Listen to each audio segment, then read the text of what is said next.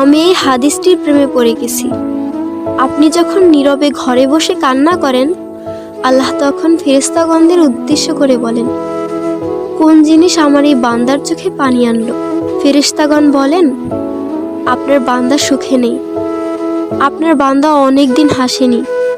এই বলে ফেরেশতাগণ কান্না করতে থাকেন এবং আল্লাহকে বলেন, হে আমার রব, আপনি জানেন আপনার এই বান্দার হৃদয়ে কি রয়েছে, অতএব আপনি তার জন্য সবকিছু সহজ করে দিন।